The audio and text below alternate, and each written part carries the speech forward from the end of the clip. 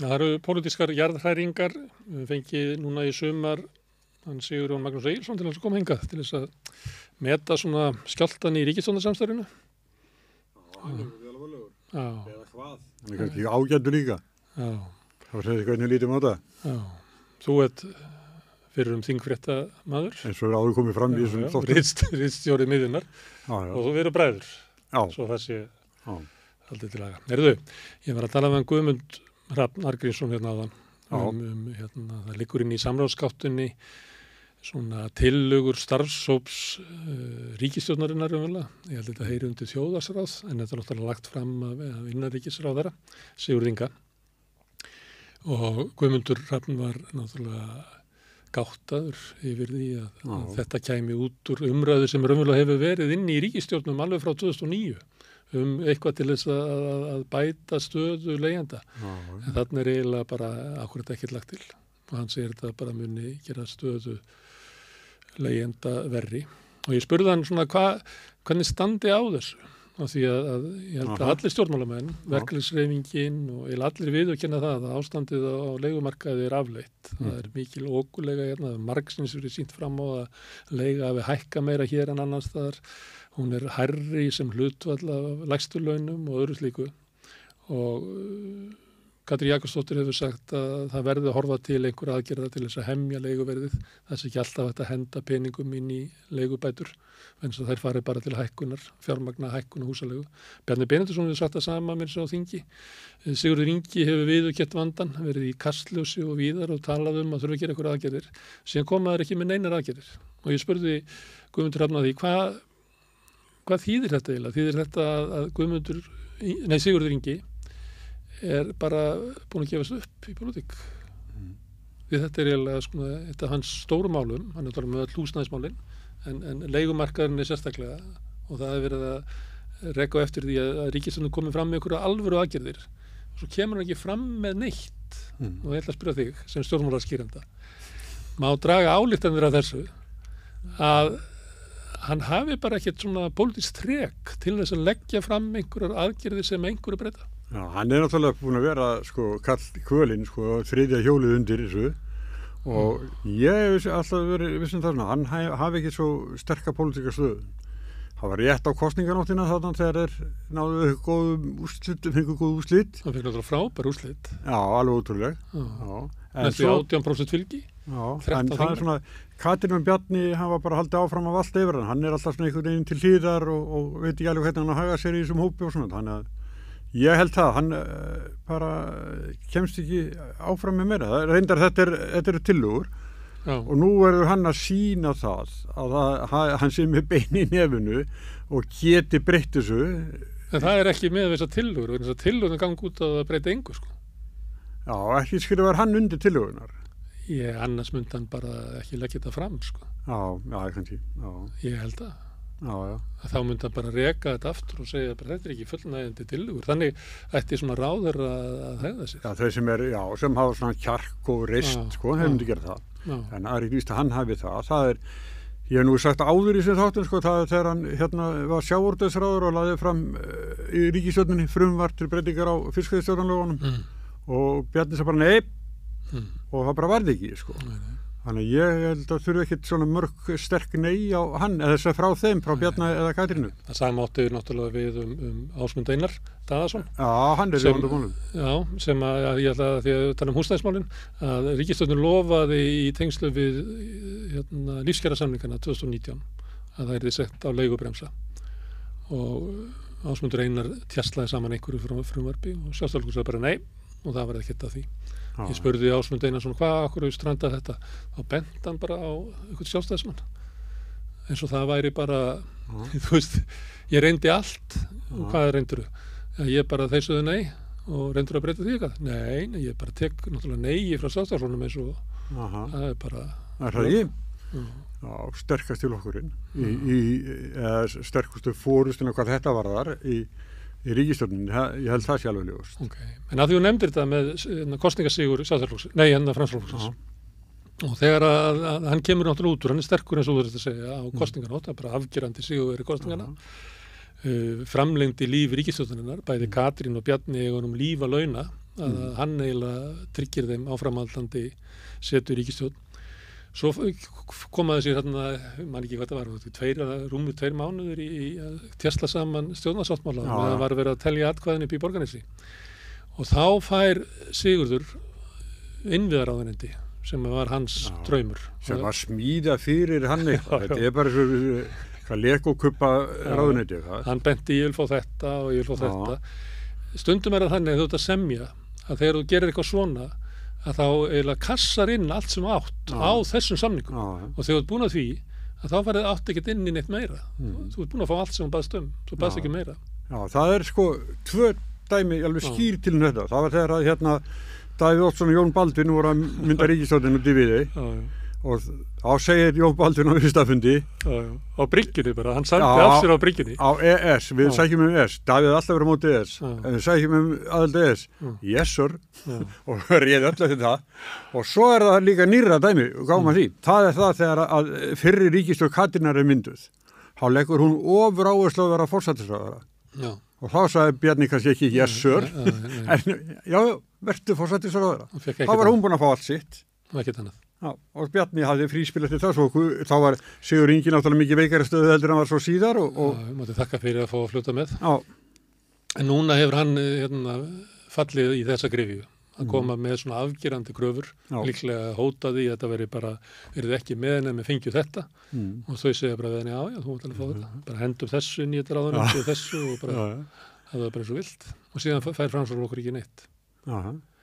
Herðu, en hann eitthvað daufur, hann Sigurður Ingi. Hann náttúrulega kannski Sigurður Ingi. Já. Heldur það meira núna en áður? Ég veit ekki, hann náttúrulega lék á alls sotti þegar hann var forsætisráðherra, sko. Fólki fannst svolítið svona sniður þessi bangsakall einhvern veginn, sko. Já. Byrjaði að vera með flagaraklút og þetta með ringin og þau. Nú klúturinn farin og bara komið inn svona slæða sem að við höfum hálsin á sér, sko. Hann týnt flagaraklútnum og komið bara slæði frá konunni og hann sem sagt var forsætisráðherra og var mjög glaður með það. Eðlilega kannski.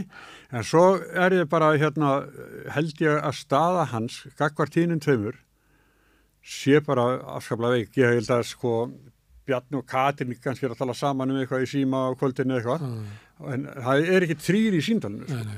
Það gert ráð fyrir því að samkomulag milli þess að sem eru yst leiði að því að það samkomulag við miðjuna í leiðinni. Það fer eftir hvað fóringi þar sterkur eða veikur, lítur að vera, sko. Það láti ekki allir fara svona messi bara endalaust, sko. En þetta virðist vera. Herðu, má ég tala meira við Framsókn að þið voru að tala kostingasigur og það annar kostingasigur í sveitarstjórnarkosningunum í Reykjavík. Einar Þorsteinsson sem að kannski einhver hefði getað sagt að hann nú komið fram til að leiðtogi Framsóknarflokksins á landsvísu. Sá sem að landar stórum sigri í Reykjavík fyrir Framsóknarflokkin, hann getur bara eiginlega komið og sótt flokkin. Þetta er svo mikið afrek fyrir þá. Það ná þessu. En hann ekki að fyrir gott mót. Nei, alls ekki bara.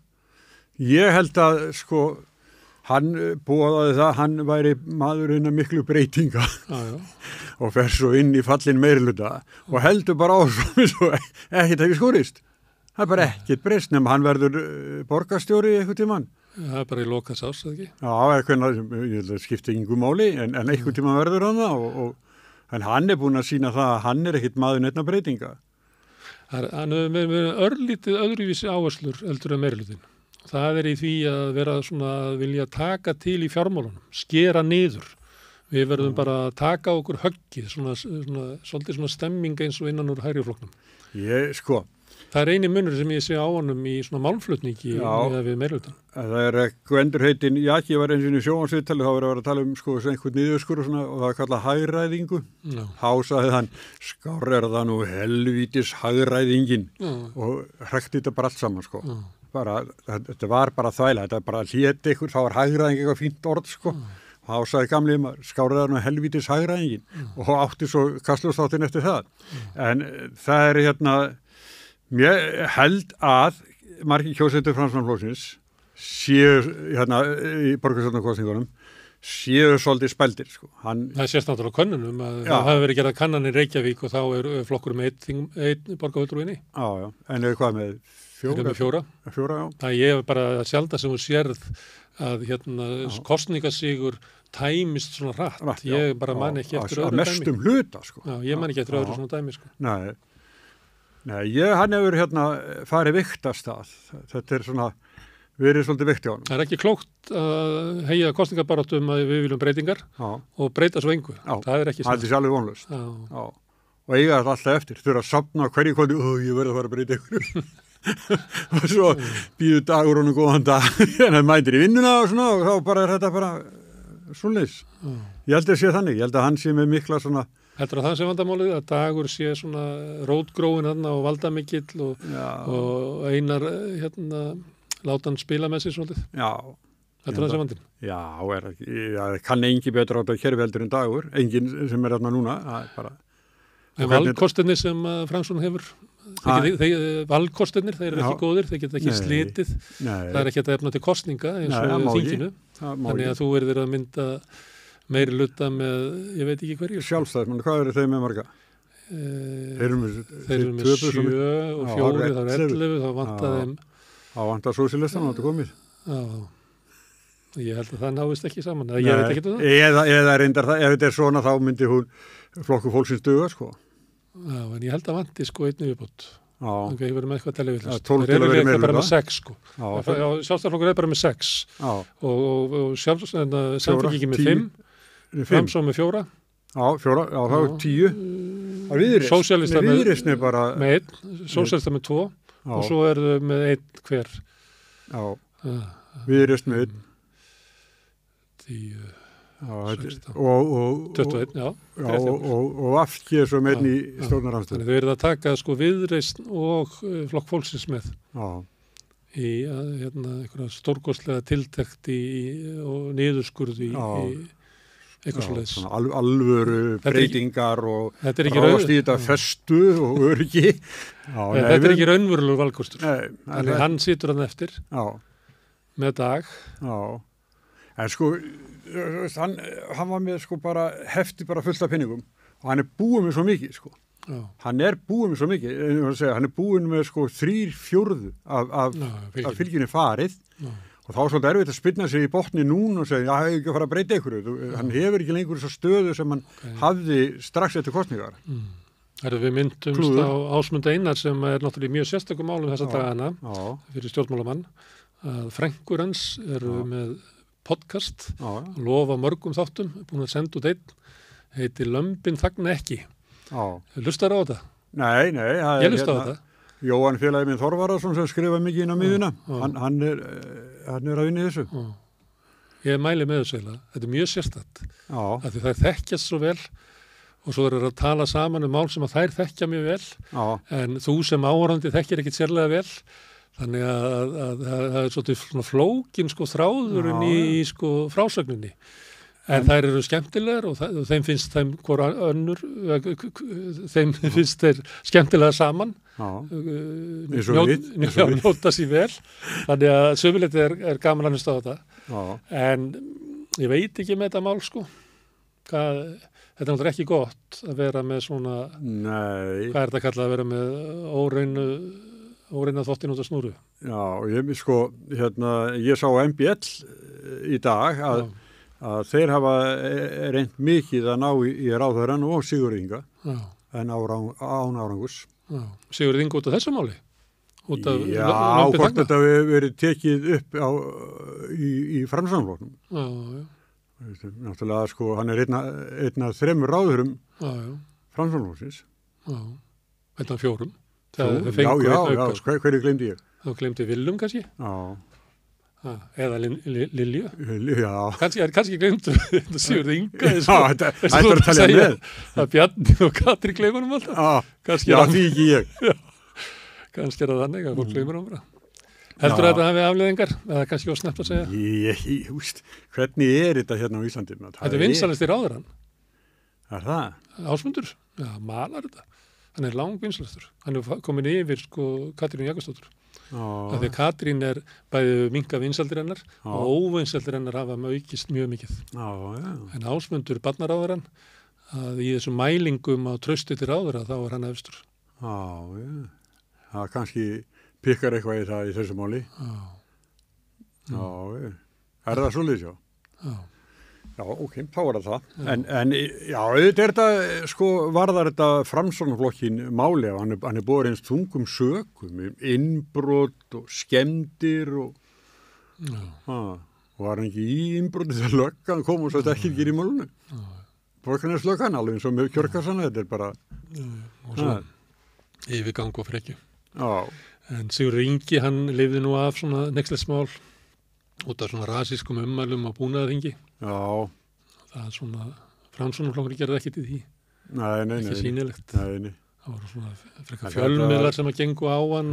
Dragfullur kallmaður eitthvað, sko. Þetta er ekki sómaður sögð. Nei. Og ekki heldur sómi að því hversu lengi hann var að sko viðurkenna sök sína og ekki láta ná í sig og ólundarleg afsökunarbeðni og nánast endilega viljið þetta var svona, þetta var raunt sko. Herðu, þetta er Framsóknarflokkurinn? Já, þetta er hann, já, eins og hann er núna. Framsóknarflokkurinn, hann er ekki, hann vonar bara þessi ríkisstjórn lifið ekki? Jú, allan að sko, þeir geti ekki komið aftur með, þeir ekki bara best að kjósa Framsókn. Nei. Þannig að þeir verða að finna upp eitthvað annað. Já. Það er eitt svona Framsóknarmaður, fyrirvænandi Framsóknarmaður sem að svolítið skrifar ríkisstjórnarsamstarfið og að það sé að bresta sem er Björn Ingi Hrafnsson. Já. Hann er búin að endurvekja viljan og er svolítið svona hvass í því að draga fram ágreiningin í ríkisstjórninni. Hann vaknaði eiginlega þarna bara við kvalamálið, held ég. Þá vaknaði viljin og maður fór velta fyrir sig býtu. Fyrstu kvalaskotinu, það var ekkert skotið. Ég man ekki alveg, sko, Björn Ingi, er hann Sigmundar eða Sigurður Inga megin? Nei, hann vann með Sigurður, hann var með Halldór Ásgrímssyni. Þetta er svo, hann er liðið maður. Hann var með Halldór Ásgrímssyni. Nei, þannig að maður veit ekki alveg hvort að meira ráði þetta, hvort að sé einhver svona vilji meðal framsóknarmanna að láta sverfa til stáls í ríkisstjórninni eða hvort að þetta sé sko miðflokksmaður sem er eiginlega að vonast til þess að ríkisstjórnin springi þannig að miðflokkur verði tekin upp. Já, þannig að hann geti bætt stöðu sína í kosningum hið fyrsta. Já. Þeir eru aðeins í skoðanakönnum að þeir aðeins bætt við sér fylgi. Framsókn? Nei, miðflokkur. Já, miðflokkurinn, já. Bara hægt og rólega, svona tæplega 0,5% á milli mánaða og farið úr svona 4,5 upp í 6,5.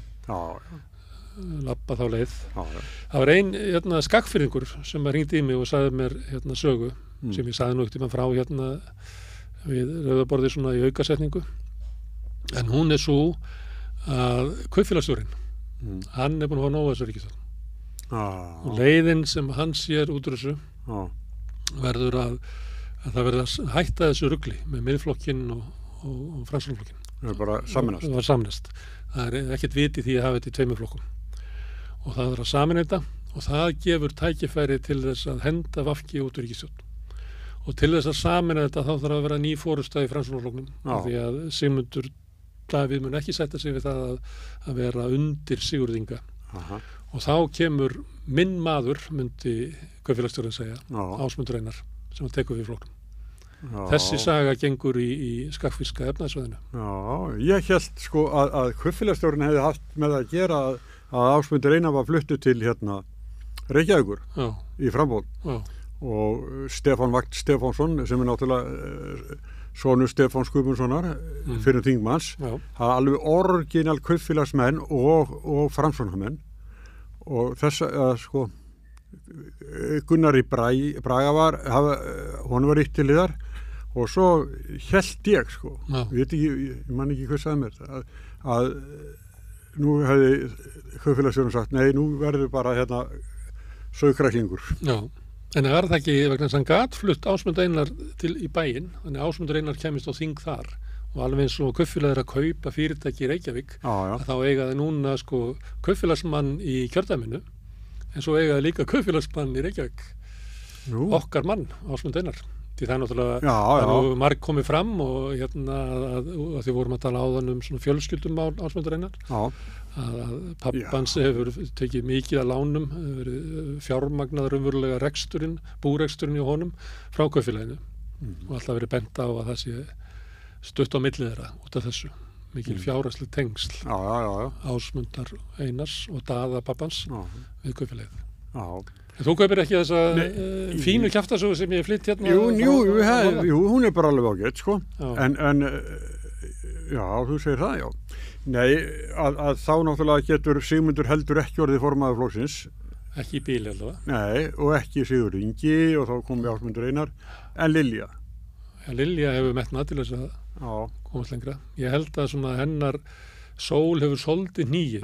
Ekki, nýið er það, þá komið niður fyrir. En ég myndi ekki segja það. Nei. Sól hennar hefur lækkað. Já. Og fyrir einhverju síðan hefðum við getað bara ítt Sigurður Inga út. Já. En það er svo, en hún gerði það ekki. Nei. Hún mista strætó. Já. Það er ekki einhvern veginn, þetta spilast ekki vel fyrir hana. Nei. Hún fór nú í frí fyrir einhverju síðan og var talað að hún hefði verið svo mikið álag á henni. Þannig að það getur líka verið það að sko pólitíkin er slítandi að einhver sem var í stuði fyrir 4 árum að það er ekkert skrítið að sá sig ekki í stuði í dag. Af því að þetta er náttúrulega ormagrifjur og endalaus átök við Samherja og verða allir hálf parónaut og vittlausir sem eru Talandum Samherja og Þorgeiri Katrínu. Já. Hún bara leta að heyra það fyrir eigana. Þetta halla eins og Samherja. Þú ert að vísa í frétt heimildarinnar hvernig íslenskir stjórnmálamenn beittu sér fyrir Samherja í Færeyjum og þar með Þorgerður Katrín. Þetta var áhrif á hana? Já. Ég held að sko mórallinn í samfélaginu er þannig að Samherji og eitthvað sem svona tengist, það á svolítið bátt með það sko. Já. Samherji er ekki sko vinsælsta fyrirbæri á Íslandi. Ekki út í Viðreisn alltaf. Og alls ekki út í Viðreisn. Nei, já, herri, tölum það maður. Ég hérna á sínum tíma þegar að Þorsteinn Víglundsson hætti á Samtökum Atvinnulífsins og fór í framboð, að þá var ég að vinna eitthvað fyrir Hringbraut og ég náði að skúppa þessu. Hann væri krati. Hann sagði hann væri krati. Og hefur hrifist mjög af alþýðuflokki Jóns Baldvins. Og ég hérna var þá á Hringbraut og skrifaði þetta ekki á vefinn og svo tók ég viðtal við hann þar sem hann sagði þetta. Og núna, í dag, kemur hann og segir að Viðreisn sé allt og mikill krataflokkur. Hann er bestur hægri. Bara eftir hann hætti á þingi eða ég veit ekki hvað það er, að þá er Viðreisn orðið flokkur sem hann vildi verið í upphæðlega, svona krataflokkur, hægri krataflokkur, og segir að flokkur sé þar sem hann vildi vera og allt ómögulegt. Heldur að Viðreisn hafi festi vinstri eða hefur Þorsteinn fest til hægri? Þorsteinn til hægri? Já. Það er svolítið svona sláttur á honum eftir hann hætti á þingi. Hann eiginlega talar meira núna þegar hann var inn á þingi. Það liggur við. Já, maður reyndar mjög, nú með út af þá, það er svona pólitísku umræði. Hann var alltaf mjög fínn í því, sko. En hann hefði búin að vera mjög, sem bara eitthvað forstur út í bæ, að það var mjög áberandi í samfélagsumræðinni. Hann var mjög áberandi í sambandi við kjaramálin í vetur. Var með mjög herskár á þessu tímabili fór ég að hugsa býttu ætli hans ég eiginlega sækjum að taka við af Halldóri Benjamín því að maður sá ekki alveg sko tilgangin í því að eitthvað forstur út í bæ var að tjá sig svona hart. Nei, ég held að hitt sko að Eyjólfur Árni sem er formaður að hann hætti næst og hann vilja vera formaður. Hann er í einhverju kosningabaráttu sko. Það er mikið betur en að vera framkvæmdastjóri. Framkvæmdastjóri þarf að vera í einhverju svona drulludjópum, en formaðurinn, hann er bara formaður. Fyndið eitt af því sem að Þorsteinn Víglundsson hefur verið að segja, það var um daginn, bara í gæri eða fyrirdag. Það var það að vandamálið á húsnæðismarkaði væru afskiptir hins opinbera. Og ég var nú að vitna á því að ég var að tala við Guðmundur hérna áðan. Og það sem að hann lítur náttúrulega á vandamáli við húsnæðismarkaðin er að það er engin afskipti hins opinbera. Og það er það sem er yfirleitt að vera að gagnrýna. Það er til dæmis það sem náttúrulega sósíalistar hafa bent á að ríkið er bara að byggja. Samfylkingin hefur verið að benda á að þegar sko markaðurinn brestur þá verður ríkið að stíga inn og gera eitthvað. En inn í þessu umræðu sem ég held þetta væri orðið bara viðurkennd staðreynd að vandamálin á húsnæðismarkað væri það að ríki væri bara hefði dregið að sér hendurnar og það væri bara stjórnlaus markaðurinn sem að væri að spenna upp húsnæðisverð og leiguverð og sitandi á lóðum til þess að ná einhverju meira, þetta væri bara eitthvað svona matador. Kemur alltaf í Þorsteinn Víglundsson og segja vandamálin er að ríkið er of mikið þarna. Þannig að mér finnst hann sko ef þú takir svona raddirnar í umræðinni, þá Þorsteinn Víglundsson eiginlega sá sem eiginlega hvað lengst til hægri í dag. Já, gamli krattinn. Gamli krattinn. Ég held að þetta sé svona framtíðarleikur hjá honum, sko. Hann ætla að fara verða formaður SA. Og ekki inn á þing aftur, hún finnst að vera tilgangslaus vinnustaður. Já, ég held að hann hafið það betra þarna utan þing, sko. En Þorgerður Katrín, ég held að við höfum rætt það áður hérna, að hún nú einn af þessum formunum sem standa ekkert allt og sterkt í sínum flokki. Já, hún kem sko ekki löndið strönd með hennar flokk, sko. Þannig ef Viðreisn ætlar að gera eitthvað, getur náttúrulega saminast aftur inn í Sjálfstæðisflokkinn. Maður heyrir það stundum svona raddir inn í Sjálfstæðisflokknum.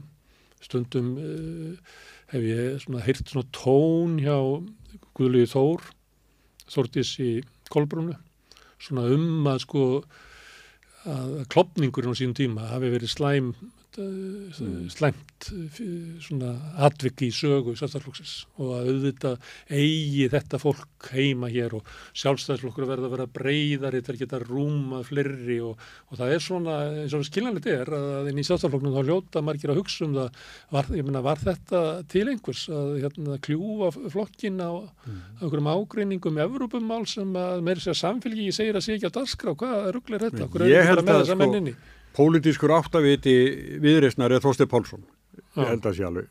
Já, hann ætlar ekkert aftur heim. Nei, hann ætlar það.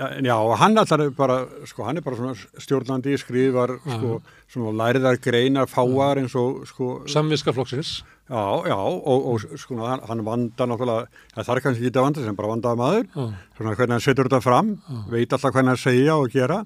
Stundu þarf maður aðeins að, þú stærðin átt að sjá því hvað hann umvöldað að segja. Já. Hann svo varkur. Já, kannski það. Hann nú skánað með það með árunum þetta. Já, en alltaf en ég held að sko það sé þarna sko sé svona smá kjarni eða sökkulleikur fyrir flokkinn. Það er Þorsteinn Pálsson og náttúrulega til dæmis Þorgerður Katrín sko hlustar og vel á það sem hann að segja og ég veit ekki. En hvað vill Þorsteinn? Vill hann fara aftur heim í Sjálfstæðisflokkinn? Það get ekki ímyndað mér. Fekk ekki Albert Blóm þegar hann kom?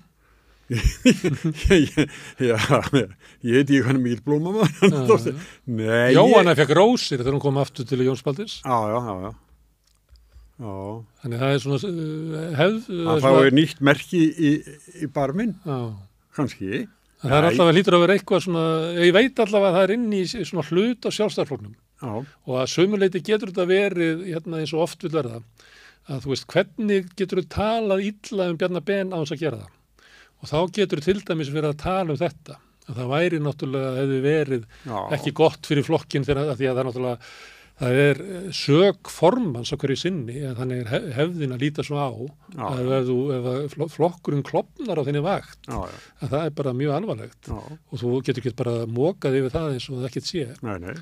Þannig að ég veit ekki alveg hvað þetta er djúpstætt. Fyrir formar og fyrir varaformaður, flokksins, sem inn í þessum hópi, sem fer þarna. Og ég veit að margir inn í Sjálfstæðisflokknum mun að horfa á ýmislegt fólk inn í Viðreisn, ekki alla, og segja að þetta væri gott mannaval sem að væri betra fyrir okkur að hafa með okkur heldur en á mót okkur. Já. Ég held að. Þetta nú ekki margt fólk, við getum farið yfir það. Nei, ég meina það eru margir annað sem voru aldrei upp í ungleðarhefingunni, eins og Sigmar og fleiri. Sem er mjög mælskur. Já. Og Sjálfstæðismenn líta bara á sem sitt fólk. Akkur hann í öðru flokki. Já. Þetta er margt fínt fólk þarna, eða svona. Finnst Sjálfstæðisflokknum? Finnst Sjálfstæðisflokknum allavega? Já, ég ná bara svona persónulega, sko. Þetta er svona, En ef að það er eitthvað svona, ég held þetta sé eins og ekki ráðandi hópur inn í Sjálfstæðisflokk sem talar svona. Því að ég held að ráðandi hópur í Sjálfstæðisflokknum sé frekar svona Ólafbjarna. Skellir hurðunum, fúlukalladeildin. Ég held að hún sé svona ráðandi í dag.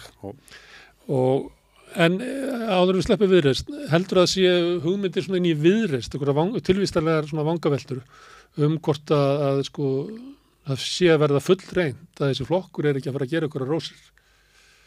Þú veist. Kristrún gaf þeim Evrópumálið, virkaði ekki. Þeir minnkuðu frá fylgi í síðustu gallop, þá eru undir kjörfylgi. Sko, eftir næstu kosningar, hvernig sem það verða, að þeir lenda aftur í stjórnarhandstöðu, þá er þetta orðið svolítið þreytt, sko. Hugsa þeir, sko, þingið fyrir gang 1. október eða ekki á haustin og þá að fjárlagafrumvarpið og sú umræða, svo gerist ekkert sko. Þingmenninir eru að leggja fram mál og þeir að kalla gesti til á nefndarfundi og alveg fram og tilbaka, vitandi það að þetta gagnslaust. Þetta fyrir allt bara, þetta deyr allt saman. Það er kannski eitt þingmannamál á sko ári sem hann fær að fara í gegn og hitt er bara atvinnubótavinna. Þetta er að vera í þessu ár eftir ár og kjörtímabil eftir kjörtímabil. Það hlýtur að vera bara andskotunum leiðinlegra. Já, og svo er það líka þannig að kalla til gesti á þingnefndafundi. Að ég veit að það er upplifið margra gesta að það skiptir í ringumáli hvort að segja þetta sko. Nei. Og þú færið á tilfinninguna að sko fæstir á þingmönnunum er að hlusta á þig. Já. Heldur eru þeir að tjási sín á milli. Þetta er mjög sérstætt sko. En þetta er ykkur undatenningar á því, en ég bara, ég hef komið þarna í ýmsum hlutverkum fyrir þingnefnd og mér fannst þetta að vera bara ótrúlega sérkennilegt sko. Það náði ekki alveg, þú veist, en svo sérðu það líka að öllum umsögnum og eitthvað fleira að niðurstaðan, breytingin á frumvörpunum í nefndinni er ekkert alltaf tengd einhverjum umsögnum, einhverju aðalút í bæ. Nei, svo það líka. Það er bara einhver samningar í bakherbergjum. En auðvitað er það dæmi það og ég kannski, ef við rifjum upp COVID til dæmis, að þegar að frumvörpin komin í þingið, þá voru þau mjög hálfbökuð og vinnan inn í þinginu bætti sömu þessu frumvörpum. Ég held að geta þessu, ég geta illa um þinginu. Nei, en samt sem áður, þá er það þannig að svona venjuleg árferði, þá stjórnarandstöðu þingmaður, hann getur kannski haft einhver áhrif og eitthvað orðalag einhver staðar. En það að sitja í því, sko, víkur eftir víkur, sko. Þetta, þegar ég var þingfréttamaður og satt hérna, þú veist nú hvernig það var hérna blaðamanna svalirna sko, og þegar ég var að horfið við þingsalinn, þá var ég ótt að hugsa, já, ég gott að vera blaðamaður en staðin fyrir þetta, sko, þetta er, ég gæti á, sko, afurð vinnuna mína var þó allan að prenta það kvöldi, sko, eða mótnir endar. Eitt sem að þingmenn geta gera oft ágætt, það er að koma með fyrirspurnir. Stundum nærmar að vinna bara fína fréttir og svona greiningar á niðurstöðum sem að koma fram í svörónum sem er ekki aðgengilegar öðruvísi sko. Það er margt sem bara er ekki aðgengilegt nefnum eitthvað þingmaður takja þessari spyrjum sko. Að því þú hefur sagt að ég fyrir þingfréttamaður, þá var nú ekki tölvurnar sko, það kom bara út prentað hérna fyrirspurt frá bara að Stefáni Guðmundssoni, við nefndum hann á hann, eitthvað mál og þá var eftir svona prósessin sko að fara inn í ráðuneyti og svara og ég var með útprentuna og þá bara Stefán talaði um mig hérna, af hverju þetta að spyrja þessu? Þannig að ég fekk fréttirnar eða það voru einhverjar, bara daginn sem það var prentað og þannig að það var, fannst mér oft skemmtilegsti hluti vinnunar sko, en þetta er bara svona, stjórnarnarstöðþingmenn geta spurt, sumir, en þá er það líka að passa sér, eins og óundirbúna fyrirspurnir, það sko kemur upp og ég kem upp og spyrja því sem ráðar eitthvað og ég segi það er ágreiningur sem er það nákvæmlega og svo sé ég er búin að koma með spurninguna og segi, nei, heyrðu, ég var 1,5 mínútu eftir. Já, svo kemur eitthvað helvits bull óundirbúið og svo kemur þú sem ráður upp og byrjar að segja þetta var nú lokin á þessari fyrirspurn var alveg galinn sko og svarar aldrei neinu. Þeir gefa alltaf sko ráðurunum svar á að svara ekki sko. Það er bæt alltaf við þeir komið með svona 3 spurningar. Það er eiginlega dómara í þetta. Forseti Alþingis ætti eiginlega segja við ráðherrann að þú ert ekki búin að svara spurningunni. Já, þetta er svona. Alveg asnalegt kerfi, sko. Já, 3-liða spurning, þá velur ráðherrann hvaða liði hann vilji svara. Það verður bara eins og bara, við talaðum krakka, hvað er þetta? Bara alveg, þetta, búið. En þess vegna finnst mér óundirbúna fyrirspurnir eitthvað leiðilist í tífin í þinginu. Það er ekki haldið með hálfvitana sem að Þráinn Bertilsson kallaði það. Störf þingsins. Já, og þau eru oft svona, koma oft svona. Þú skemmtuðu þau. Já, það sagði mér einhver að áhorfa á alþingisrásina væru bara 1000 manna. Já. Það væri bara stundum yfir 10.000 manns sem var að horfa hverju sinni. Já. Trúir því? Já, er þetta ekki bara kveikt á þessu bara öllum elliheimilum og heilabilunum dildanum. Já, nei, ég veit ekki. Það er En það sko, þetta raunveruleika sjónvarp. Ef umræðunar eru þannig, eftir hvað að gerast, þá þetta raunveruleika sjónvarp. Þú veist aldrei hvers að vænta, sko. Herru, Bjarni Benediktsson, hann var í dag í hlaðvarpsþætti, hljóðmál heitir það. Á þeirra Mokka og Sjálfstæðismanna. Já, vinsæll hlaðvarpsþáttur sem að Gísli Freyr Valdirsson, fyrrverandi aðstofamaður Hönnu Birnu og blaðamaður. Í lekamálinu. Já, það sem koma þarna alveg gallsúrir sjálfstæðismenn koma reglulega saman og drekka freyðivín og tala pólitík. Já. Þetta huggulegt. Já, en núna var hann með Bjarni Benediktsson einan í viðtali. Já, ég hlusta á hluta af þessu. Já. Þetta var ekki skemmtilegt. Samt segir Bjarni það að það sé nánast daglega árekstrar sko milli ráðherra sko. Já.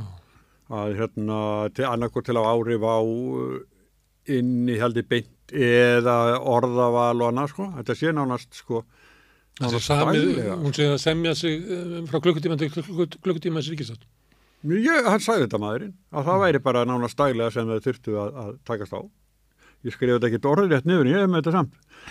Nánast daglega sem flokkarnir verða að semja mál og orðalagi frumvörpum. Og svo náttúrulega heyrði líka þá hvað þau voru sammála hann og spyrillin að breyti ekki miklu í kvótakerfinu. Já, hann tók það fram að hún hefði komið óvart hvað Svandís ætlaði að taka þetta svona djúpt með því að skipa þessar nefndir og hvað hún ætlaði að vera nálagt vinnunni og hann hafi, mann ekki hvort hann orðaði þannig, hann hafi sagt það við hann að sko það væri ekkert samkomulag einhverja breytingar á milli stjórnarflokkana og ég held að þeir ætla ekki að breyta neinu. Nei, Sjálfstæðisflokkurinn? Nei. Og en vandið Svandísi, þá var hann spurður þetta og hann sagði við svona sjálfstæðismenn tala þetta sé aðal vandamálið í ríkisstjórninni, hvalamálið. Það er náttúrulega flóttamannamál sem ég held að þeir hafi líka rætt svolítið en það eru fleiri mál eins og náttúrulega þessi lending á leigubremsun og svona er náttúrulega út af sjálfstæðisflokkurinn að drepita og það eru efnaðsmál sem eru mjög brýn sem að fá enga úrlausn. Þeir vilja helst tala hvalamálið. Og þá spurði Gísli einhvern veginn hvort að yrði ykkur eftirmála þessu og þá sagði Bjarni í hvað þá verið að ekki umfram það sem komið að óvana sjálfstæðismenn hafi víst yfir hættur að hlusta. Já, en þá var hann að segja ef þetta mál yrði til þess að ríkisstjórnin myndi springa þá hefði það verið búið að gerast. Ég upplifði það þannig. Þannig að sprungu virknin eða fjarskjálftir þarna hefur minkað. Já, hefur minkað. Út af þessu máli. En hann sagði líka þetta með kvótakerfi sko að það var að tala flokkakraða, notaði nú ekki núna það orð sko en hann gert áður.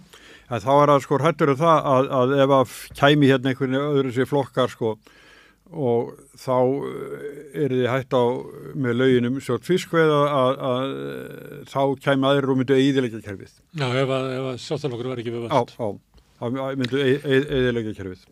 Það var augljóst á honum að hann sagði að upp úr síðustu kjörgossum þegar hann var spurður eitthvað það, að ég meina okkur að framleikja líf þessar ríkisstjórnar og þá sagði hann að það bara kom ekki upp úr kjörgossunum valkostur að mynda hér með hægri flokkunum sem eru líklega Framsókn og Miðflokkur kannski Flokkur fólksins og Viðreisn kom ekki upp úr kjörgossunum tækifæri til þess að Sjálfstæðisflokkurinn myndi leiða slíka ríkisstjórn og það mátti alveg heyra á honum að það væri svona ríkisstjórn sem að Sjálfstæðisflokkurinn myndi líta á svona sem náttúrulega stöðu.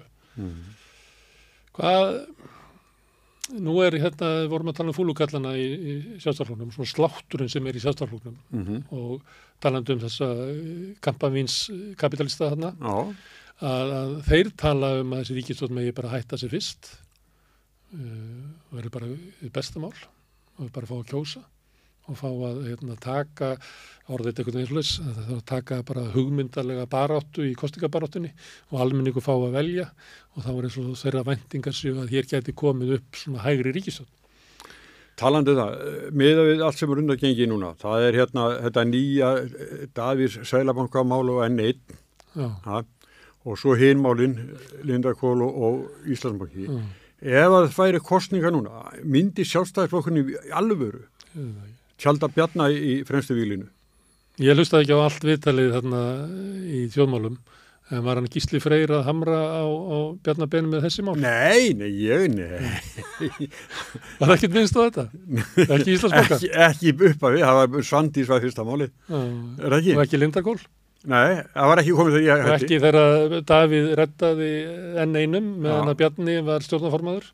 Hvað var þetta mikið? 38 milljónir dollara? Já, ég reiknaði þetta, ef maður reiknaði þetta bara á gengi sem var þarna í september og framreiknar það svo með að við neysluvísitölu. Þá er þetta svona 4 milljarðar sem að... Svona vínakreiði? Já. Með annar manna penning? Já, það eru menn sem haldaði fram að þetta var ekki vegna þess að það vantaði olíu. Nei, það kom bara skýrt fram. Maður frá öðru olíufélagi sagði bara við áttum fyrir þessu að 2 hefðu alveg verið bara í full swing. Það var bara þetta sem að engarættin hafði tekið yfir og kaffært í skuldum sem að stóð svo illa að viðskiptabankin bara gat ekki lánaði meira. Þrátt fyrir tengslinn inn í bankan. Já, þeir áttu bankan. Þeir voru búin að selja í Glitni. En það er sama að það voru alltaf mjög sterk tengslan á milli að bankamenn voru að ringi í það og segja að taka út úr sjóði 9 og þetta er allt komið fram sko, það komur í ljós að það er ekki vandi að vera engengur í business þess að bankin bara passar þig sko. Það er svolítið vandamálan þú ættir að færa peningana þeirna og þeir fá alltaf svona skilabóða undan sko, á markanum. En viðskiptabankin neitaði að lána þeim og Statoil sem heitir eitthvað annað í dag neitaði líka að lána þeim og þá fóruðu bara til Dabba frænda og náðu í penning. Og hvað er það með gefnur? 38 milljónir, hvað getur ekki bara lána það sjálfur? Nei, dollara? Já, nú erum við að tala saman sko, þetta er einhvern veginn svona sko. Það hefur ekki komið fram í þessu máli og sem er svolítið sérstætt hvort að þarna hefur verið krafa því að N1 fór síðan bara húrandi á hausinn eftir áramótin, hvort að það sé að krafa frá Seðlabankanum í búið. Ég hef ekki séð fréttir um það. Nei, ég veit ekki það. En það hefði nú ekki verið skrifa fréttir um það hefði verið ansi hákrafa sko. Nei, þetta er bara nýkomið fram þetta mál. Þetta er yfirlega Hermann Guðmundsson bara bladraði þessu frá. Hann held að væri eitthvað gera Davíð enn meiri kongi sko. Þess vegna, þetta var í Chess After Dark sem er líka svona hægri þáttur og það er eiginlega hægt að mæla með að fólk hlusti á hægri mennin að tala saman af því að þeim verður svolítið laus tungan. Það kemur svolítið í ljós sko, hvernig þeir raunverulega tala pólitíska andstæðinga, hvaða raunverulega afstöðu hafa, kemur í ljós sko náttúrulega ótrúlega fordómar gagnvart fátæku fólki, furðulegar samsæriskenningar að sko að Sólveig Anna vilji ekki semja, heldur sé hún að reyna að skapa hér óróa og verkvöll sem muni leiða til byltingar og þetta er bara talandi eins og svona sturluðustu samsæriskenningar menn í bandarísku sjónvarpi. Og staðreyndin er svo að eins og þetta voru harðiðar samningaviðræður hjá henni og Halldóri Benjamín mjög tekist á, svo hættir hann. Þá bara hefur hún búin að skrifundi fjölda samninga.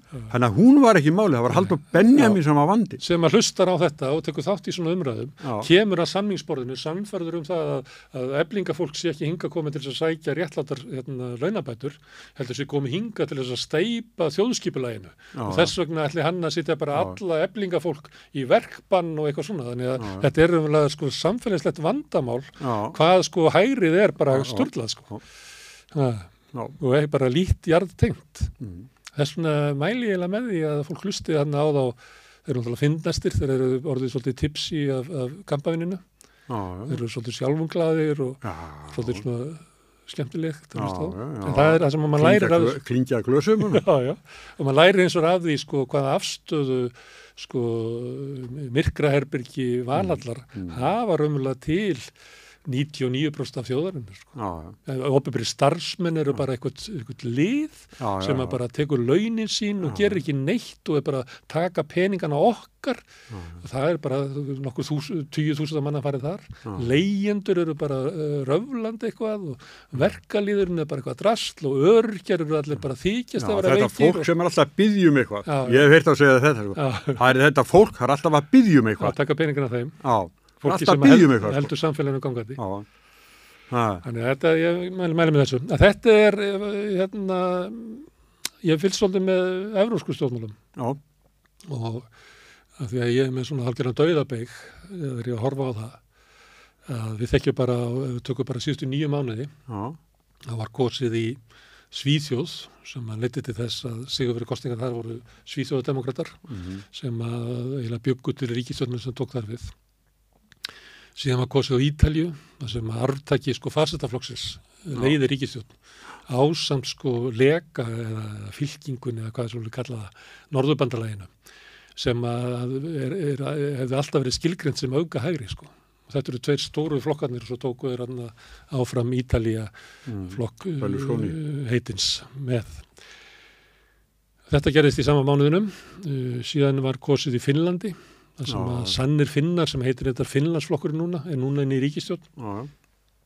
Það verður kosið á Spáni núna á sunnudaginn og ég bara allt bendið til þess að Vox sem er eiginlega bara á pari við bræðralag Ítalíu eða jafnvel verra ef þú myndir alltaf raða þessu að það var kannski verður framfaraflokkurinn í Noregi svona tildulega mildur og svo ferðu línuna og ert komin yfir í grísk dögun og hvað sem er bara nýnasistar og svo Svíþjóðademókratarnir og Vox er eitthvað þar miklu, bara með verstu flokkun, þeir eru að fara inn í ríkisstjórn á Spáni.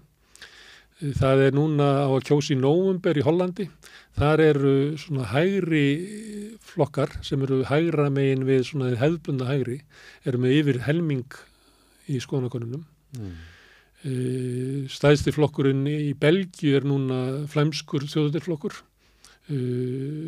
Alternative for Deutschland er núna næstasti flokkurinn í könnunum í Þýskalandi og þetta er bara, það er eitthvað svona rosalega ultrahægri bylgja sem er að ganga yfir Evrópu og ég er að velta fyrir mig hvort að þessi hluti, þessi kampavínskapitalistanir og fleiri, þessi myrku herbergi Valhallar, séu svolítið að gæla við það að sé tækifæri núna með því að keyra bara útlendingamálunum að þá kannski geti þeir náð svona ultrahægri, svona blásvartri ríkisstjórn með kannski miðflokknum eða einhverjum svona útlendingaandúðarliði og komið hér á bara, þú veist, fá að stjórna bara í friði fyrir VG og öllum þessum sósíaldemókrötum. Á leiðin hingað var ég að tala við son minn Kristján í síman og þá var hann að tala Hann býr í Svíþjóð. Hann býr í Svíþjóð. Já, þannig að það voru að tala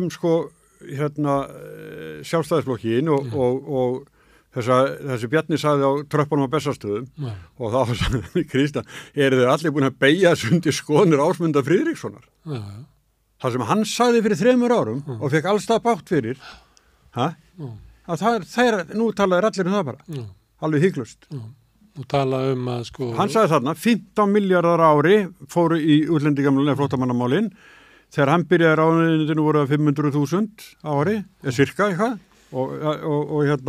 og þessi kærunefnd útlendingamála, hann vil hana bara út í hafsauga. Ég skrifa reyndar frétt áður við byrjuðum með það. Sett hann inn á samstöðuna. Það sem að ég tala að enn segir Bjarni ósatt flóttafólk frá Venezuela. Málið er það að hann stillir sig upp eins og sjálfstæðisflokkurinn hefur sagt og kemst bara upp með því á rúf og mokkanum og öllu þessu drasli. Því miður, þá komast þeir bara upp með það að segja það að hafi kærunefnd útlendingamála hafi breytt stefnunni. Það er ekki rétt. Það sem að gerðist var 2018 þegar að Bandaríkjastjórn og fleiri litu á að það veri möguleiki á valdaskiptum í Venezuela. Að þá breytti útlendingastofnun með velvilja utanríkisráðherra sem þá var Guðlaugur Þór og dómsmálaráðherra þá var Áslaug Arna. Afgreiðslunni á flóttafólki frá Venezuela þannig að þau fengju viðbótarvernd sem að því það að þú fær strax 4 ára dvalarleyfi. Þetta var 2018 og síðan byrjuðu þeir að koma, það var bara eitthvað 15 sem komið 2018, árið eftir held ég að vera komið upp í 180 og svo fóruð þeir upp í 360, þeir var byrjað að slaka aðeins á COVID-inu og þá er komið í ljós að það er ekkert að verða valdaskipti í Venezuela, þannig að sjálfstæðismenn eru búin að missa á flóttafólki frá Venezuela Þannig að þá fyrir Útlendingastofnun og segir einhvern veginn, nei, nú erum við hægt að afgreita bara automatist, að þú fái bara 4 ára að þú kemur frá Venezuela. En í þessi stað þá við tökum við hvert mál fyrir sem einstaklinga og höfnuðu öllum. Svo bara það ekki, þú ert í yngri hættu og fara bara heim.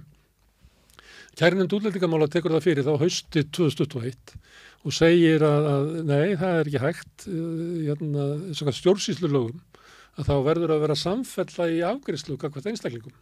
Og þú getur ekki látið Sigurjón fá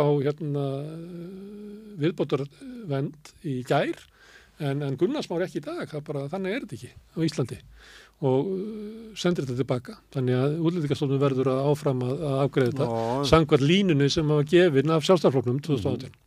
Og svo heldur þetta áfram og þeir reyna aftur og í síðastliðið sumar að þá kemur Útlendingastofnun með sama niðurstöðu. Ef við ætla að breyta efnislegri niðurstöðu þá verður það að sýna fram á eitthvað hafi breyst í Venezuela sem við gerum ekki.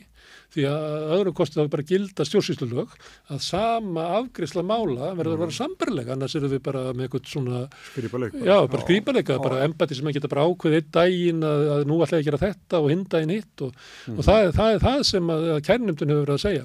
Á þessu tímabili frá því að Sjálfstæðisflokkurinn byrjaði að bjóða fólk frá Venezuela sérstaklega velkomið vegna þess að þeir voru í einhverju herför gegn alheims kommunismannum eða guðum að vita hvað, hvernig hugsaði í þessu myrkra herbergi Valhallar, að þá hafa komið yfir 2900 manns frá Venezuela. Og flokkurinn sem að opnaði fyrir þetta er hvergi annars þar í Evrópu. Það er hvergi í Evrópu sem að flóttafólk frá Venezuela fær einhverja viðbóta vernd. Þetta er bara ákvörðun sem er tekin upp í Valhöll. Og ég held að séu fleiri sem að koma yngar frá Venezuela heldur til allra Norðurlandana samanlagt, ekki hlutastlega. Vegna þess að í Venezuela vita með það að Sjálfstæðisflokkurinn býður ykkur sérstaklega velkomin til Íslands, en það á ekki við neitt annað Evrópuland.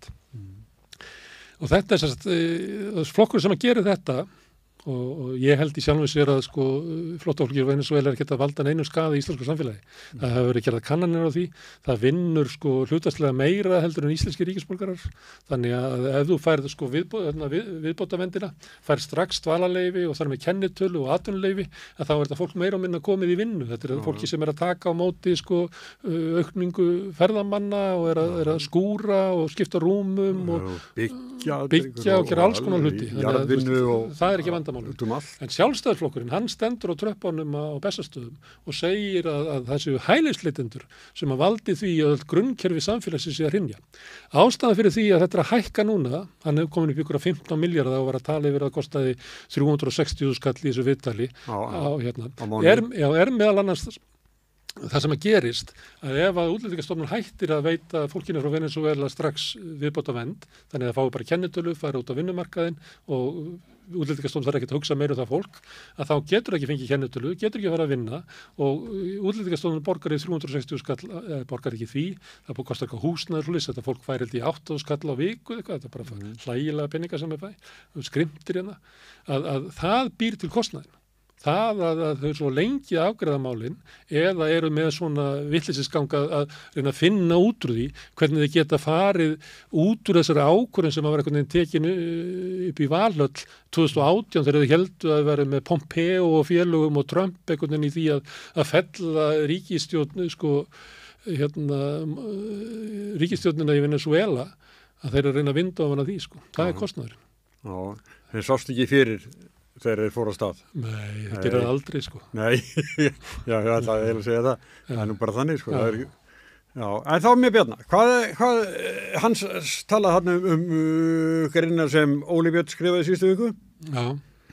Og það sem hann var að tala að flokkurinn ætti að jafnvel vera bara í stjórnarandstöðu. Já. Og Bjarni sagði þá að Óli hafi nú frekar verið að skrifa þetta til hinn almenna flokksmanns en ekki þetta sem er í gildasölunum. Já. Hvernig? Nei, það var ekkert spurt meira. Ég er að segja viðbrögð Bjarna við því voru, já, þetta var ekki til mín. Nei, þetta er bara til almenna flokksmanns að halda áfram að vera í flokknum. Já, ég held reyndar að það sé þannig. Óli Björn skrifa svona, hefur alltaf skrifað svona, skrifað eitthvað sjálfstæðistefnuna og þau eru svona brýna, svona hugmyndarlega átökun í flokknum, en það er bara ekki lengur, sko. En ég held að Óli Björn hafi oft verið svona mest í stjórnmálamaðurinn í þingflokknum. Já, en hann talar svolítið inn í flokk sem er ekki til lengur. Ég meina, einu sem sagði Styrmir... Já, líka við bara á þinginu þegar hann taka til máls. Hann vil helst tala um pólitík, sko. Já. Og hefur skoðanir, sko. Hann er ekki að búa þér til bara... Hann hefur áhuga pólitík. Já. En hann talar oft eins og Sjálfstæðisflokkurinn var þegar Sjálfstæðisflokkurinn bara fyrir mörgum árum og rifjar stuð fyrir mig það sem að Styrmir Gunnarsson sagði þessu við mig. Að hann sagði að þegar hann hætti sér ritstjóri á Morgunblaðinu, þá sá hann fyrir sér að hann færi inn í Sjálfstæðisflokkinn og færi svona að taka þátt í málefnastarfinu og taka þátt í bara fundum og þú veist, bara vinna með flokknum svona, í einhver svona think tank vinnu. En þá kom í ljós að það er ekkert slíkt og það er ekkert verið að óska eftir því að almennir flokksmenn komi og taki þátt í flokkstefnu. Það er bara, þú mátt koma kannski einu svona ári þegar formanninn kemur og fund varðar og þú mátt klappa og svona, en þú veist, það er ekkert ráð fyrir því að það sé ykkur svona hugmyndaleg vinna inn í val, hvað? Og hann sagði að þetta verið bara vonbrigði lífsins og átt að segja því að... En þá stofnaði eitthvað félag innan Valhallar sem að hétu fullveldis sinna eða ekki þáverina. Þar voru fréttir í vikunni. Hann Arnar Þór Jónsson. Hann mætti á fundar. Hann mætti á fundar. Og það sem hann las út úr þeim fundi var að sko það væri kannski bara farvegur fyrir að stofna nýjan hægriflokk. Hann kemur út af fundi inn í sko svona undirdeild flokksins, eða einu lifandi grasrótinni sem er hana. Ég veit ekki hvort að hún standi fyrir allan flokkin, en þetta er allavega svona lifandi grasrót. Og hann lappar út af Valhöll og hugsaði að ég ætla að fara svona hringin í kringum landið og kanna svona hug manna til þess að bara stofna nýjan flokk. Það verður forhundilegt, sko. Já, en það er rétt sem þú segir, það er að ég fór eins og fundi, ég var búður á fundi í Valhöll, svona almenn, sko, opin fund og þetta var svolítið þannig, sko ég ætla að hafa þetta að aðal ræðumaðurinn, hann fékk bara frið og engar erfiðar spurningar. Nei. Þetta er orðið svona í flestu flokkum, held ég. Ég held að þetta sé svona í VG til dæmis. Já, þeir þurfa nú alltaf stóra sali fyrir fundina sína. Þetta er alveg hugsa sér, sko, við Katrín Jakobsdóttur og svo flottur stjórnaranstæðingur og góður ræðumaður og svo bara alveg omvend. Og náttúrulega naut þess að vera ráðherra og fara með einhver völd langan tíma með mikinn stuðning þjóðarinnar. Sem er bara, ég veit ekki, kannski Davíð Oddsson eða Steingrímur Hermannsson. Það er ekki algengt að fólk hafi svona mikinn meðbyr með að það sitja við völd, en hún naut þessum nokkur ár, en það er farið. Það er farið núna. Þennan framganga svona opinberlega var bara jákvæð, sko. Já. Ég sá að því að tölum VG, það er náttúrulega þegar að strandveiðarnar voru hlautar af. Ég held að það sé alvarlegt mál fyrir VG. Ég var að skrifa um það inn á miðjunni í dag. Það ekki? Jú, Lilja Rafni náttúrulega sem að var formaður atvinnuveganefndar á síðasta kjörtímabili og barðist mikið fyrir þessu, en Jón Bjarnason náttúrulega í VG, hann var upphafsmaðurinn að þessu. Já, þetta er þeirra sköpunverk. Og fekk bátt fyrir, sko, við það, en hann barðist áfram með þetta. Og svo er það Ég held að það við sanna sér líka mjög vel. Ég held að það sé bara SFS, samtök fyrirtækja í sjávarútvegi, stór kvóta eigendunir, sem að telja að strandveiðikerfis ekki gott. Ég held að það sé bara, ég myndi rekna með það, Jó, svo er það reyndar, sko, að þetta er sameiginlegu pottur, sko, þeir sem eru í Suðausturlandi, fiskurinn kemur síðast. Það er bara ágallið við kerfið, sko. Ég held en það þarf að laga þetta, þetta er ekki hægt að skilja þá eftir. Ef þú myndir spyrja sjómenn, ef þú myndir spyrja Arnar Atlason í félagi fiskvinnsla sem að hafa ekki útgerð, sem að þurfa að kaupa markaði. Ef þú myndir spyrja sko bæjarstjórnarfólk hringinn í kringum landið, þú fekir alla til þess að styðja sko strandveiðar. Talar ekki um hafnarstjórana? Eitthvað að gerast á höfnunum? Og svo fyrir síðustu kosningar og þá, ég man ekki gott manst þetta að sko það var minna fall í fylgi VG út á landi heldur en höfuðborgarsvæðinu. Og eina af ástæðunum fyrir því að þau eyddu mikilli orku í það ferðast þessi svæði og tala að þau væru eiginlega sko þau sem að myndu berjast fyrir strandveiðunum. Strandveiðunar voru eitthvað sem við byggum til og við ætlum að verja það. Og ég held að núna þegar þetta bara flautað af, ég held að þetta hafi mikil áhrif á stuðning fólks við. Að Svandís hafi eitt inn í steinu sem við fekk í hvalamálinu núna. Já. Hún standi jafnvel verri eftir. Já. Ég held að. Já, ég líka. Já. Og varst þú ekki að byrta á miðjunni? Ég meina, það var einhver trillukall sem að skrifaði valdaránið inn í VG. Nei, ég maður ekki. Jó, ég held að séu hjá þér. Já. Trillukall sem skrifar það og talar að þessi valdarán. Það er ekki svo frétt dúkkað upp núna sem hún er ekki alveg ný, sko. Já, mér finnst að lýsa sko svona stemmingunni. Já. Sem að það að þið komuð og ferðuðust og lofuðu þessu og svo gerði eitthvað allt annað. Hver tók völdin? Það voru hérna Hrollu í Höfn í Hornafirði, þeir voru geta verið mjög sko skemmtilegir sko. Já, og láta það í sér heyra. Já. Herðu, það er ekki mikið að segja VG eða það? Þau geta ekki verið kostingar? Nei, þetta er óttalega svona í pólitískri sögu verður þetta náttúrulega mjög merkilegt, eins og varst að nefna áðan formaður Ingi Ísila vinsæl langt yfir flokkinn og allt þetta sko og forsætisráðherra og sko það bara svo rýnur þetta einhvern veginn bara alveg niður í jafnvel niður fyrir sko döðalínuna, en ég veit ekki hvað verður það, eins og þú varst að nefna nú bætist þetta sko, staðir ekki sterk og ef þeir fá svo fólkið í þessum strandbyðum sem voru með strandbyðarnar á móti sér líka það herðir að þeim. Já, og maður heyrir alveg í umræðinni að það er ekki svo langt síðan að sá sem að hallmælti Katrínu Jakobsdóttur fékk yfir sig skammir það er liðin tíð sko. Já. Bara gefur fólk og gefur í ef ykkur Já, fólk hvíslaði að vildi segja eitthvað neikvægt manna sko. Svo var hlegið að henni Katrínu, við sögum frá því á samstöðinni, það var hlegið að henni í London. Ég veit ekki hvort það var í London, það er til eitthvað fyrirbyrði sem heitir Tony Blair stofnunin sem heldur svona fundi og buðu Ben Wallace sem er varnarmálaráðherra Bretlands, þau er nú búin að lýsa yfir hann ætla að hætta.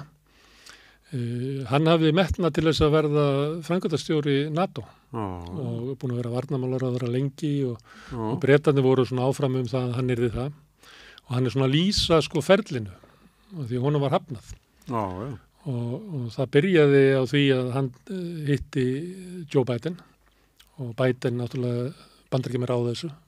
NATO er bara deild í Bandaríkjunum. Það er bara þannig, Bandaríkjamenn ráða þar öllu. Og Biden sagði hann að nei, ég vil eiginlega frekar að verði sko eitthvað sem er forseti eða forsætisráðherra í sínu landi, hefur reynslað því og helst kona. Og Ben Wallace er korrupt, þannig að hann sá sæng sína útbreyta. Svo lýsir hann einhver svona vandræðagangi með þetta og það var ein kona sem að, hvað heitir hún aftur sem að er forsætisráðherra á Íslandi, hún heitir eitthvað K eitthvað, eitthvað kuss, ég man það ekki. Ég ætla ekki að hún var nefnd og þá komu Þjóðverjarnir og Hollendingarnir sem eru svona varfærnari gagnvart Úkraínu og samskiptu við Rússland, það sem svona herskára fólk, sérstaklega Eystrasaltslandunum sem er náttúrulega tilheyrðu Rússlandi, Sovétríkjunum. Gömlu Sovétríkjunum og fara að tefla manneskju það fram að það. Já, það er svo herská sko. Við viljum ekki hafa framkvæmdastjóra sem að kemur úr þeirra liði, þannig það var hafnað. Svo endanum var Grey Stoltenberg neyddu til þess að vera eitt ári viðbót, sagði Ben Wallace og hló allir af því. En svo sagði hann að í samtali sínu við Biden, hafa hann sagt þegar Biden var að lýsa þessu hvað vildi hafa sem framkvæmdastjóra Atlantshafsbandalagsins. Að þá sagði hann, við ætlum ekki að fara að venjast við því að næsti framkvæmdastjóri komi frá Íslandi, sagði hann. Og þá hló allur salurinn, að því að það er náttúrulega ekki hlægilegt að Ísland er ekki með her og það land sem að lætur minnst til varnarmála og hermála í NATO fyrir ofan Ísland held ég að sé Luxemburg sem eyðir eitthvað 0,8% af landsframleiðslu. Ísland innan við 1%, 0,1% landsframleiðslu og á endanum mun það náttúrulega vera gengið á Ísland og rukkað að borga meira. En þannig að var sem sagt í Bretlandi í vikunni, þá hló allur salurinn að hugmyndir það að Katrín Jakobsdóttir yrði framkvæmdastjóri NATO. Já, sem hún verður þá framkvæmdastjóri. Ég svo einhverju Bretar hlægi, sko. Nei, ég veit ekkert. En hvar var það sem að Biden fór rangt með nafnið hennar? Það var eftir Helsinki-fundin. Já. Hann myndi ekki föðunafnið hennar. Nei, hann kom bara, ekkert hvað kom út úr honum, sko. Nei. Ég sá upptöku þar sem hann var að koma Herzog, forseti Ísrael, kom í Hvíta húsið og þeir voru þarna svona 2 stólar, þú séu mynd af Davíð Oddssoni og fleirum í þessum 2 stólum, þar sem oft svona fundur, svona afslappað tal. Ég held að hafi verið Davíð Oddsson sitt í þessum stólum þegar það var sungin afmælissöngurinn fyrir Bush. Þetta er svona afslappað, þetta er ekki beint svona blaðamannafundur, þetta er svona spjall. Það mynda þeim og þá situr Biden, hann með svona fengið talpunta og hann situr og hann að reyna að lesa það og hann sér ekki og hann bara mumblar eitthvað og Herzog hann horfir svona kringu sig og veit ekki alveg hvernig hann að bregðast við þessu að sko forseti Bandaríkjanna bara fjara út. Þetta er staðan á... Já, það er sko, Davíð Oddsson var fyndinn þegar hann var að lýsa því þegar hann var hjá Bretakongi og þegar hann voru að tala við lífurinn sem þrátt fyrir að vera með bjarna og pelshúuna sko, 2 metra háa og þá stóð Biden þar og hinn má ekki gera var ekki eins og blikka augum sko og svo kom ég sá þetta ekki en Davíð lýsti þessu skemmtilega kom Prins, kongur og tók svona í hann og þá tók Biden utanum hann sem hann ekki gert heldur sko þannig að það er Davíð full æstur anstæðingur hann er svo mikil trumpisti sko. Já, ég veit hann tekur undir með Trump að þessi Sleepy Joy. Já, algjörlega bara geindunir í kjallaranum alltaf kostningabaráttun og þetta alls saman sko en svo er hann alltaf með minnismiða sem er reyndar rétt sko en þeir eru jafnaldir að því að nefndi Davíð. Já. Nei, þeir eru ekki jafnaldrar. Nei, Biden er eldri, sko. Ég veit að, ég ætla að segja Joe Biden og Paul McCartney eru gamlir. Já.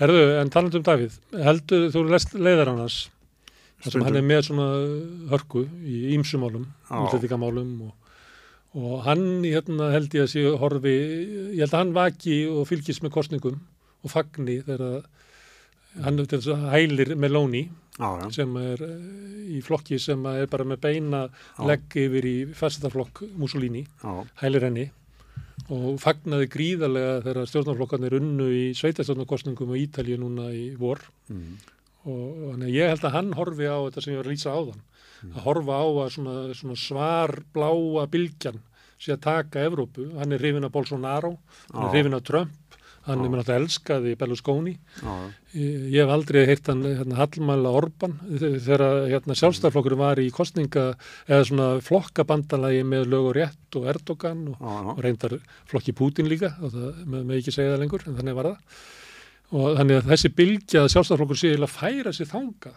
og það má oft svona heyra það í leiðurum Davíðs. Er Davíð raunverulegur áhrifamaður inn í sjálfstæðarflokknum? Sko, nú ætla ég að vitna í gamalt samtal þegar að sín tíma segi ég við Bjarna Benediktsson formann þetta ekki svolítið pirrandi að kallinu byrja hátíðismóma skrifa kannski hút takt við það sem þú ert að gera og flokkurinn hugsaðan nei, það er þó hinn fyrirvændi formann nú verri sko. Þorsteinn, já, okkur að hann er að skrifa allt annað en við sko innst inn í viljum sko alveg langt frá flokknum en Davíð er þó svona hann má umbera hann en alls ekki Þorsteinn Þetta sagði mig. Og þetta passa við margt sem að Bjarni gerir eins og ræðan á tröppunum á Bessastöðum og til dæmis þegar það voru frumvarpið þungunarof að Bjarni greiddi ekki aðkvæði með því ásamt Ásmundi Friðriks og svona þeim hluta Sjálfstæðisflokksins á meðan að Áslaug Arna og Þórdís Kolbrún og fleiri voru hinum einn. Þannig að Bjarni hefur verið svona þeim megin. Hann svona svarblár. Já, hann og var það hann á Bessastöðum, er það ekki? Já. Hann bara mjög harður. Við erum að tala líf ríkisstjórnarinnar, er við ekki þarna komin kannski að kjarnamálsins, að það fer eftir því hvernig þessi svarblái hluti Sjálfstæðisflokksins metur möguleika sína á því að ná góðum úrslitum í kosningum, að láta kosningarnar snúast einhver svona mál sem að hafa skilað ultrahægrinu, góðri niðurstöðu víðum Evrópu, að það ráði því hvort að þeir haldi áfram í ríkisstjórn eða ekki. Já, ég veit það ekki. Það er náttúrulega, þau verða að stefna á svona 25% eitthvað nála 10, En ef þeir fara eftir eigin, bara hugsjónum, þá gera þeir þetta. Þá fá þeir kannski ekki 25. Nei, það bara í samkynni. Nei, það er bara að venda. Ef við erum einhverjum félaguleik eða ef við bara koma til dyrranir sem við klættir og láta slag standa? Ég held þessi hugsa það. Já. Ég held þetta sem Bjarni er að meta. Já, kannski. Já, allar þessar tölur af hælisleitendum og það saman. Já, ég veist það. Svo býi Reykjanesbæ og þar er eitthvað svona mórall eitthvað, þetta sé mikið. Það er það kannski, Já, heyrðu, svo talaði hann líka flóttamannabúðurnar eða flóttamannafangelsi. Hann í þessum þætti á mókonum. Þetta er ekki móki, þetta er sjálfstætt. Já. Þetta er svo líkt þarna, þeir eru með dagmál líka og það er lengi munur á þessu. Nei. Þjóðmál og dagmál. Já, en Gísli Sveinn. Gísli Freyr. Já, Gísli Freyr. Hann er nú einu sinni viðskipta ritstjóri Morgunblaðsins. Hann er nefnilega vonum að segja móki. Nei, þetta ég veit það ekki. Við höfum ekki talað um flokk fólksins, hann ekki bara í sumafríi? Jú, ég held þessi allir í sumafríi. Samfylkingin er í sumafríi. Viðreisnir í sumafríi, flokk fólksins í sumafríi. Ég meiri segja miðflokkurinn, Það er einn, margreyndur stjórnmálamaður, ráðherra á hvaðina, hann sagði eins og við mig, sá sem er stæstur hann á þegja. Já, það er alltaf samfélkingin að gera. Ég stríði þeim svolítið þegar ég hitt eitthvað, segi hvort ætliði virkilega haldið niður í einhver andanum í 2,5 ár. Já, nei, þeir eru að koma upp á rétt augnabliki bara. Þeir eru ekki að taka þátt í hvalamálinu eða einhverjum, svona, láta það allt vera. Það mun vera, svona fram á fólki í flokknum hafi verið send svona lína hvernig þið hegða sér í þessu. Því að þau eru bara komin í kosningabaráttu og þau ætla að reyna að halda, eins og þess að segja, að halda niður í andanum í 2,5 ár. Það eru mjög stífa reglur hvað má ekki, Já, en nú eru tveir af þingmennunum þeirra sem eru, 3, sem ég búin að sjá svona ágætt skrif eftir, það er Jóhann Páll, Helga Vala og Oddný. Já.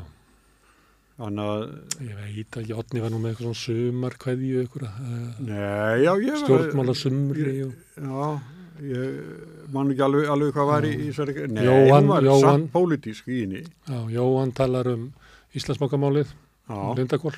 Já, og Helga Val er líka virk, hún er að andmæla mörgum máli sem að koma fram sem fóringjarnir stóru er að segja og gera.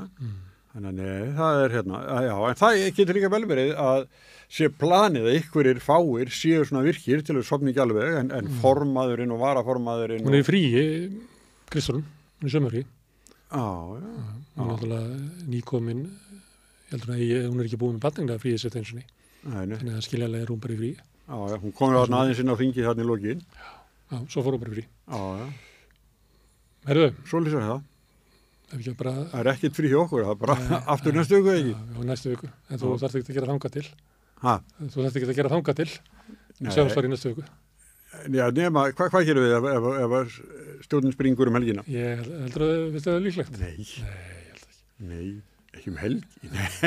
Nei, miðað við hlusta á Bjarni í morgun, þá er þetta svona, svona átökum mörg mál og þetta en þau eru búin að komast í gegnum hvalveiði bannum þetta og þá halda þau bara áfram. Já, þetta viðtal var, ef við mætti að orða það, þá var þetta svona, Bjarni setti svona lok á ýmsa svona potta, svona varfærnislega, en alveg vissum að hann vill ekki að þessi vera að sjóða upp úr. Nei. Já, hann er svona, hann er að reyna að róa sitt lið. Já. Herðu, Sigurjón, takk fyrir að koma. Já. Og góð helgi. Herðu, Árandur, takk fyrir að sitja hérna með okkur. Það er sumar hjá okkur á samstöðinni. Hérna eru sendir út svona ýmsi þættir og við á Rauðaborðinu, við ætlum að hafa svona kannski 1 þátt í viku yfir hásumarið og byrja svo að fullu krafti eftir verslumhelgi. Þannig að ég segi bara takk fyrir í dag og góð helgi.